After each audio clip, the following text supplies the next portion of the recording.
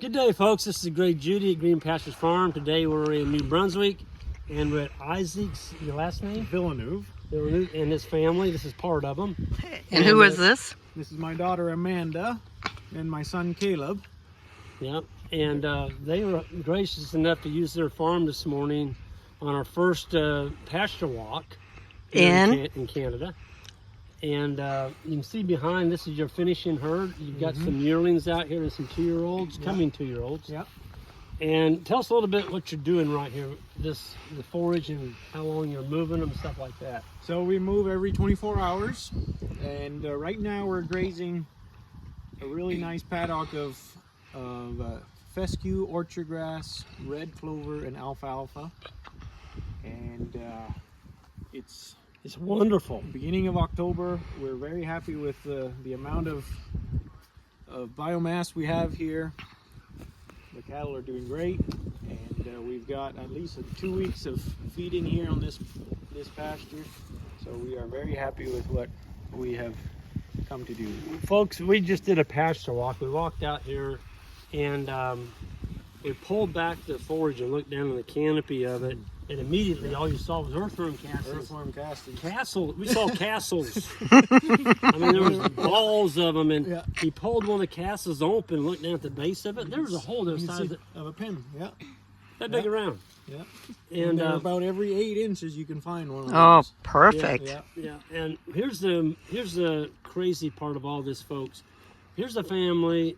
You've been here 10 years? Yeah, well, we've been doing grass-fed beef for 10 years. 10 years. Yeah, we've been here for 15. They've never put any lime down, and there's no ammonium nitrate. It's just all animal manure. Yeah, that's what we've built out. And what's really amazing, Isaac, is you haven't had a rain here for 6 weeks. That's right. And it's been a rather drier summer, I guess, here in New Brunswick. Yeah, or dry end of the summer. The early part of the summer was nice, which I feel like we stored a lot of that moisture because of the high organic matter that we've built up. Yep. So I think that's some of the benefit we're harvesting right now. Well, I looked at your forage, folks. Jan just pan up there on top of the hill. We're not going to go up there because I don't want to mess up the video. Right behind you, you've got pastured chickens. Yeah. You got some layers right Can we just all maybe rotate? Like this? Yeah. Oh, okay. There you go. And Amanda gets back in the picture. There you go, Caleb. Yeah. And then, let me just go over here real quick. You've also got pigs. Yeah. You're doing 3 groups of pigs a year? Yeah. 3 groups of 20. So you're supplying families with grass-finished, pasture-raised meat? Yes, we are. Yeah, that's our specialty. So with the pigs, it's like 3 rounds. You buy them as feeder pigs? Yeah, we buy 20 in a batch, and we raise them on non-GMO feed. It's not necessarily organic because the price effect, but it's non-GMO, and we raise them on pasture. Yep. And next year, we hope to get them onto bigger pastures. Start clearing some land with them. Talk a little bit about this corn stalks behind this brown area back there. There we go. And so the brown area you see here is corn that we planted.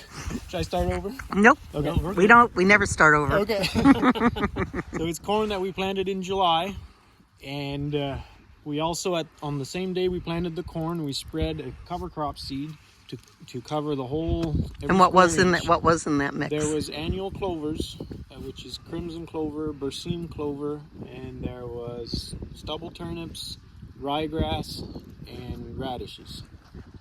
And the corn grew. We didn't put any fertilizer on it. It grew about 5 to 6 feet high. The cobs were just starting to form, and then we put the cows out in it. Is this your grazing manager right here? This is my grazing both manager. Oh yeah. But you were talking, or you were saying that she actually had to take a brush blade through there to knock the corn down. The corn, so we could run our Tell line. us how you did that. Well, I actually wasn't a part of that because I've been managing our cows up there, and I have been working on another farm for the past week. So that was actually my the corn section was on my dad. Mostly it's me, but the corn section was on my dad. But you take care. What do you like about this whole life? Oh, everything. I love, my favorite thing is going to feed the cows. I love just watching them and knowing that I'm actually doing something it gives me the satisfaction of like knowing that I am being useful in this Enterprise. enterprise. Yeah. You're a I part know of that. You're a part of it. Yeah. So she waters the cows. She pumps the water for the cows And every day. the cows are like They're way over back there. there. And you told me you got ponds, there. but you don't let your animals in the pond. Never. What? Unless we have an escapee. But That's a good Yeah. practice. That's Yeah. a good practice. And you, what's your part of the farm?